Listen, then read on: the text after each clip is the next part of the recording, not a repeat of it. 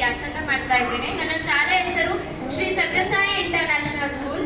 ಇಂದು ನಾನು ನೊಂದ ಮರ ಎಂಬ ಪಾತ್ರವನ್ನ ಮಾಡ್ತಾ ಇದ್ದೇನೆ.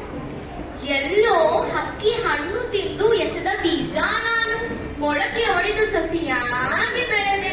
ದಾರಿಯಲ್ಲಿ ಕಂಡ ಮನುಜ ನೀ ನಿನ್ನ ಮನೆ ಮುಂದೆ ಬೆಳೆಸಿದೆ.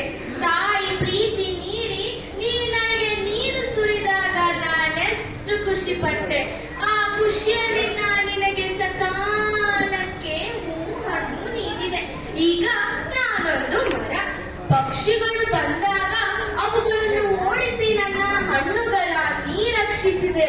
ಅದೇ ನಿನ್ನ ಮಕ್ಕಳು ಹಣ್ಣು ಕೀಳಲು ಕಷ್ಟಪಡುವಾಗ ನನ್ನ ರಂಬೆ ಕೊಂಬೆಗಳ ನೀ ಕಡಿದೆ. ಆ ನೋವಿನಲ್ಲೇ ಬಳಲಿ ಸಕಾಲಕ್ಕೆ ಹಣ್ಣು ನೀಡಲು ಅಶಕ್ತಳಾದೆ. ಹಣ್ಣು ನೀಡದ ನನ್ನ ಕಡೆದು ಸೌದೆ ಮಾಡಿ ಅದರಲ್ಲೂ ನೀ ಸಂಪಾದಿಸಿದೆ. ಈಗ ನಾನೊಂದು ಮರ, ಈಗ ನಾನೊಂದು ನೊಂದ ಮರ. ನಾ ದಾರಿಯಲ್ಲೇ ಬೆಳೆದು ಮರವಾಗುತ್ತಿದ್ದರೆ, ಪಕ್ಷಿಗಳಿಗೆ ಹಣ್ಣು ನೀಡುತ್ತಿದ್ದರೆ ಸುಖವಾಗಿರುತ್ತಿದ್ದೆ. ಪಕ್ಷಿಗಳು ಹಣ್ಣು ನೀಡಿಲ್ಲವೆಂದು ಕುಕ್ಕುತ್ತಿರಲಿಲ್ಲ, ಎತ್ತರ ಬೆಳೆದೆ ಎಂದು ಕಳೆಯುತ್ತಿರಲಿಲ್ಲ. ನಾನು ಬಿಸಿಲಲ್ಲಿ ನಿಂತು ನನ್ನ ಬಳಿ ಬರುವವಗೆ ತಣ್ಣಗಿನ ಆಸರೆಯ ನೆರಳನ್ನು ನೀಡುತ್ತಿದ್ದೆ.